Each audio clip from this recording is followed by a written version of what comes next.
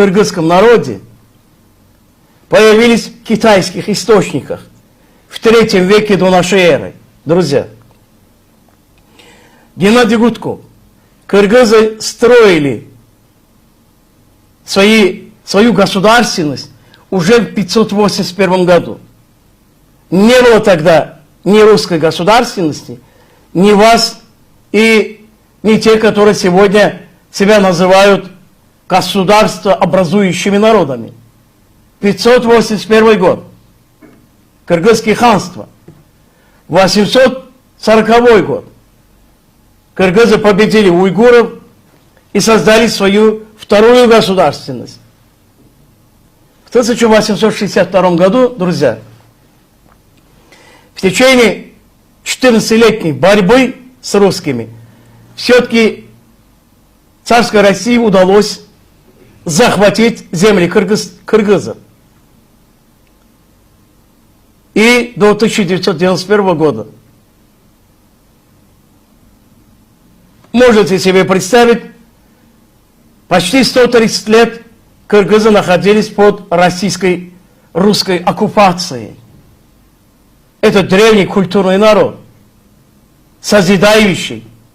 Воистину, никогда кыргызы, друзья, в своей истории никогда они не смирились с захватом, оккупацией их территорий. Всегда они боролись против гуннов, против Китая, против русских. В 581 году это был тот год, когда распался каганат гёктюрков. И вот тогда они стали свободными.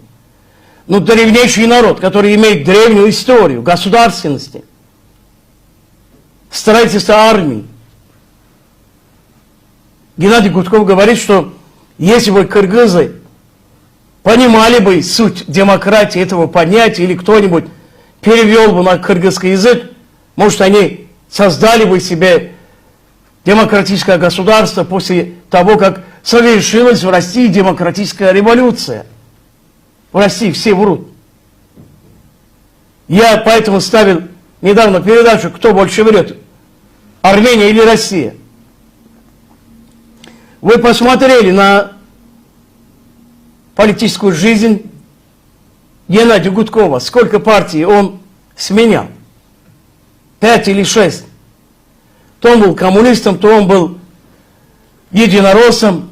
То есть этот человек был депутатом тогда, когда Россия захватила 20% Грузии. Он был ярым сторонником путинской политики. Сегодня он находится в оппозиции, будто бы. И я опять повторяю, в России сегодня нет оппозиционеров. Придет к власти Навальный, точно будет вести такую же политику, которую ведет Путин. Может, он не будет воровать, как сегодня путинисты воруют. Но по отношению к Кавказу, к Южному Кавказу, по отношению к государствам Центральной Азии, к Украине, будет точно такое же отношение. Будет Явлинский, будет Ходорковский, кто бы ни был.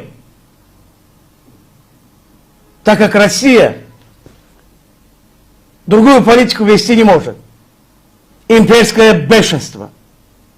Вот они захватили в 1862 году земли кыргызов. Геннадий Гудков. Вы можете сказать, что хорошего вы дали кыргызскому народу? Каждый, кто встает рано утром в России, в первую очередь обливает грязью Азербайджан, Грузию, Казахстан, Узбекистан, Кыргызстан, Таджикистан, Украину. Обязательно у них это такое ремесло. Когда кыргызы строили свою государственность, Геннадий Гудков, не было ни России, не было ни вашей истории. И про демократию, может быть, все имеют право говорить, кроме вас. Российских политиков политологов, историков, экспертов, никто среди вас не имеет права говорить о демократии, потому что не было в истории России никогда демократии. Никогда. Я расскажу, что вы, в кавычках, хорошего дали тому же кыргызскому народу и всем народам Советского Союза. В первую очередь, прежде чем ляпнуть такую бредятину, Геннадий Гудков, во-первых, учтите, что против целого народа нельзя говорить такую собачью чушь. Нельзя оскорблять народы. Вы привыкли. Одни выходят, друзья, начинают обливать грязью Азербайджан. Начиная от Жириновского пошла эта мода.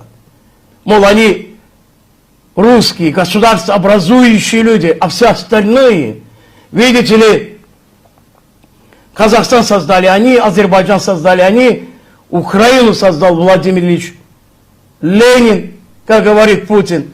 Смотрите, первое лицо государства говорит о том, что нет такого государства, как Украина, нет такого народа, как украинский народ. И поэтому, что стоит Геннадию Гудкову говорить о том, что кыргызы не понимают, что такое демократия. Если бы они понимали, если кто-нибудь перевел бы на кыргызский язык, и они кыргызы не говорят, они говорят киргизы. Нет такого народа, киргизы. Есть народ кыргызы.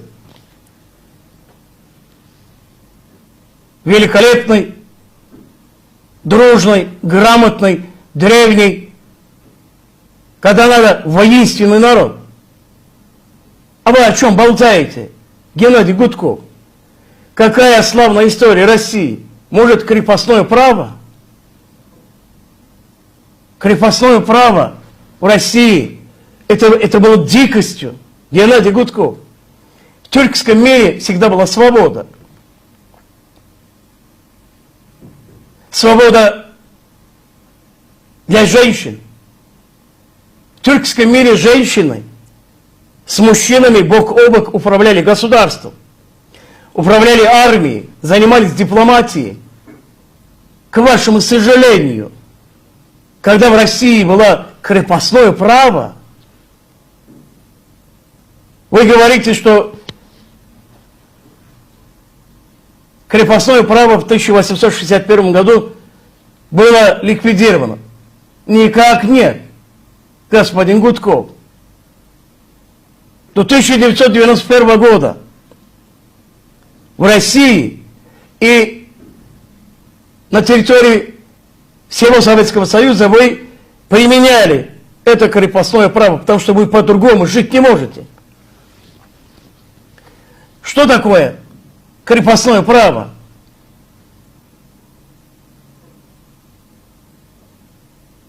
Это дикость. Это самая натуральная дикость, не пускать человека никуда, ради того, чтобы этот земледелец, деревенский, он работал ради обогащения помещика. Крепостное право. От начала государственности России до развала Советского Союза. Хотя на бумаге вы и, может, и ликвидировали. Потом вы создали советский колхоз. Это было продолжением крепостного права. Деревенским они не давали паспорта в советское время, чтобы они не уезжали, чтобы они работали во имя процветания большевиков и коммунистов. И во время строительства колхозов и совхозов они истребили 6, а некоторые источники говорят, до 10 миллионов человек. Колхозное строительство. Это было самое современное оружие большевиков и коммунистов, изобретение в истории человечества. Людей заставлять работать без паспортов, без документов, в колхозах,